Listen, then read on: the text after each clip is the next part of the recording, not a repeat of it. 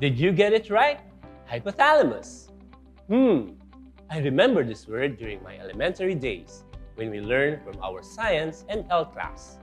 One of the major functions of the hypothalamus is to maintain homeostasis that keeps the body in a stable, constant condition. But do you know what I cannot forget about the hypothalamus lesson? That it's not our heart that makes us feel giddy and lightheaded, or do unusual things when we see our crush or beloved. It's the hypothalamus. That's the reason it's not really, "I love you from the bottom of my heart." The truth is, I love you from the bottom of my hypothalamus. It is always the brain, after all, that is over the heart. Don't fret though, this is not an anatomy class. However, to clearly understand an individual's mental processes and behavior, we have to study the brain. In this episode, we will learn more details about the brain, its parts, processes, and functions that may help you in improving your thoughts, behavior, and feelings. We will also learn some ways to improve our brain functions. Hi class, I'm Teacher Mark, and welcome to your show, where we will learn to become more aware of who we are and better understand ourselves and the people around us. I will guide you in your journey of personal empowerment to become more positive as a person, to be the best version of yourself every day, and to help you raise your confidence, self-motivation, and more. Commit to your vision or plan in achieving your aims and goals in life. Join me as we uncover your limitless potential. Let's rock! This is Personal Development on DepEd TV.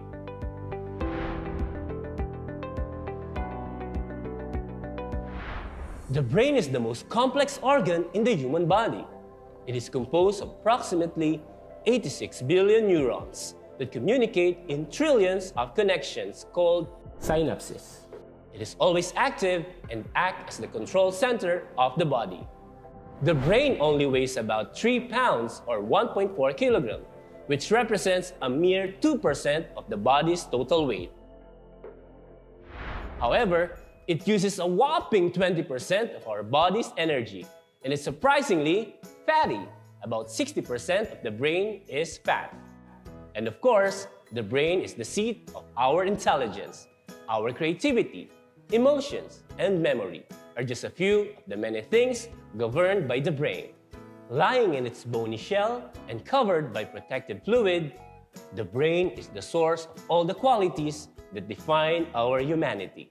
The brain works as a single organ, but it is divided into areas with their own unique expertise and function. The brain has 3 main regions: the forebrain, midbrain, and the hindbrain. Let's begin with the forebrain. The forebrain is in the uppermost region of the brain. It includes the cerebrum, thalamus, hypothalamus, and the limbic system.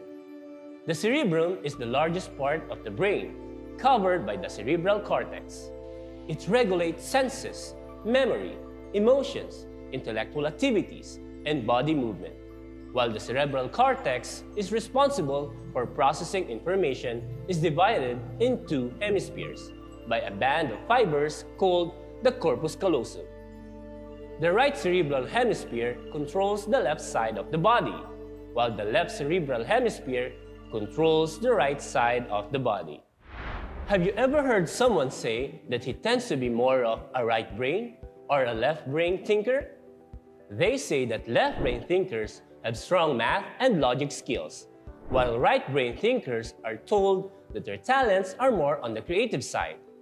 Given the popularity of this idea of right-brained and left-brained thinkers, it might surprise you to learn that this idea is just one of the many myths about the brain. According to a 2013 study from the University of Utah, brain scans demonstrate that activity is similar on both sides of the brain. regardless of one's personality. They studied the brain scans of 1,011 young people between the ages of 7 and 29 and divided different areas of the brain into 7,000 regions to determine whether one side of the brain was more active or connected than the other side. No evidence of sidedness was found. The researchers concluded that the notion of some people being more left-brained or right-brained is more of a figure of speech than an anatomically accurate description. So now that we've cleared that up, let's move on to a more detailed discussion of the cerebral hemisphere. Each cerebral hemisphere contains 4 lobes that share complex relationships: the frontal lobe, parietal lobe, temporal lobe, and occipital lobe. The frontal lobe is situated at the front part of the brain, which controls memory, emotion, stress response, speech, decision-making, and planning. The parietal lobe is situated near the back of the frontal lobe, which regulates sensory perception. The occipital lobe is situated at the back of the head, which regulates sight. It is responsible for receiving and processing visual information from the retina. The temporal lobe is in the lower lobe of the cortex, sitting close to ear level within the skull. It regulates memory, hearing, and comprehension. It is the home of the limbic system structures, including the amygdala and hippocampus. Let us explore the limbic system, the part of the brain involved in our behavioral and emotional responses, especially when it comes to behaviors we need for survival, feeding, reproduction, and caring for our young, and fight or flight responses. The limbic system is a complex set of structures that lies on both sides of the thalamus, just under the cerebrum. It includes the hypothalamus, the hippocampus, the amygdala, and several other nearby areas. It appears to be primarily responsible for our emotional life and has a lot to do with our memories. Imagine the limbic system as the headquarters of emotions in the control center inside one's mind that advises us in everyday life, like from the movie Inside Out. The thalamus connects areas of the cerebral cortex that sends, receives, and organizes information. It also plays a role in control of sleep and wake cycles. Try to imagine them as 2 traffic enforcers named Tala and Amos. The hypothalamus is located below the thalamus and above the brain stem. It is one of the busiest parts of the brain and is mainly concerned with homeostasis. Homeostasis is the process of returning something to some set point. It also means a healthful, balanced bodily state. Our body is always trying to achieve this balance. For example, the feelings of hunger are the brain's way of letting us know that we need more nutrients to achieve homeostasis. The other way the hypothalamus controls things is via the pituitary gland. It is neurally and chemically connected to the pituitary, which pumps hormones called releasing factors into the bloodstream. As you know, the pituitary is the so-called master gland, and its hormones are vitally important in regulating growth and metabolism. The hippocampus, that looks like a pair of seahorses that curves back from the amygdala, stores your memory, and it's also another part of the brain that is involved in your fear responses. If the hippocampus is damaged, a person cannot build new memories, just like in the movie 50 First Dates. Next, let's move on to the midbrain and hindbrain. The midbrain is located between the forebrain and the hindbrain. It functions mainly as a relay center for sensory and motor nerve impulses between the pons and spinal cord, and the thalamus and cerebral cortex.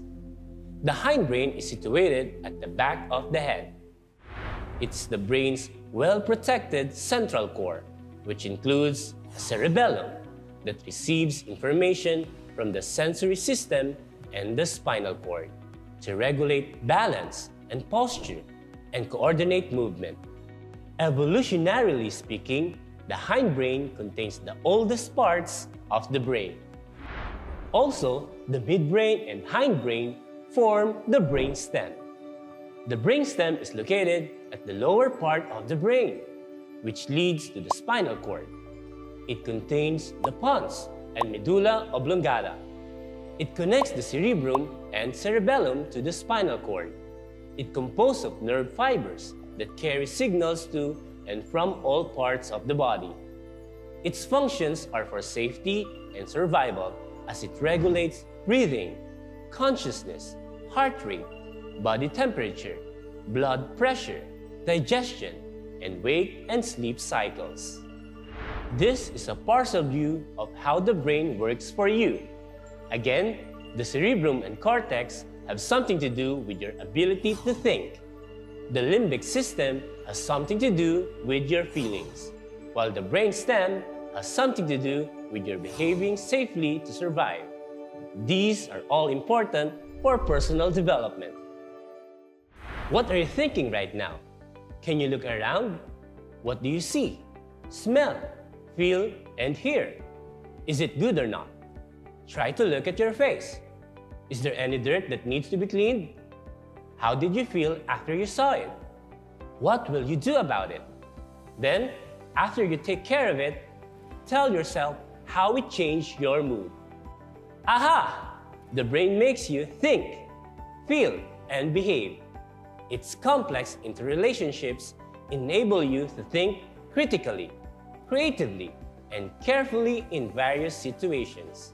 The experiences you gain from these situations help you to develop specific reactions towards yourself and others, which in turn determine who you are as a person.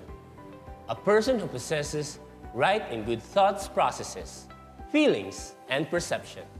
Understanding the different parts of the brain, processes, and functions can help you improve your thoughts, behaviors, and feelings. In this phase of your life, it would be good for you to explore ways to improve your brain functions for personal development. As you demonstrate your ways to fully develop your brain functions, enhancing and balancing your mental abilities will support your personal development. The brain is responsible for our way of thinking, feeling, and behaving. Still, it is essential to observe and exercise ways to improve your brain functions as a maturing adolescent. Here are some useful tips to improve your brain power that will help you activate your brain functions for personal development. First, it is important to have physical and mental exercise. It is said that exercising can help improve brain health, improve memory, and protect your brain from degeneration. Exercising may include the following: meditation, aerobics, solving problems, or playing mind games. Second, lead a healthy lifestyle. This includes having enough sleep. And for adolescents like you, that means at least 6 to 8 hours of sleep at night. This lifestyle also means that you need to avoid drinking alcohol and smoking. Did you know that smoking can cause a brain disorder called dementia? People who smoke more than 2 packs of cigarettes a day had twice the dementia rate when compared with non-smokers in their latter years. Lastly, it is also about proper food intake. It is important that we feed our brain as well. Include brain-boosting food rich in omega-3, antioxidants, amino acids, and vitamin E in your diet. Eat more vegetables. Limit calorie and saturated fat intake. Drink green tea and wine or grape juice in moderation. Now that you have learned these useful tips that could help you empower your brain, let us have a guided meditation exercise that can help you relax and improve your mental focus.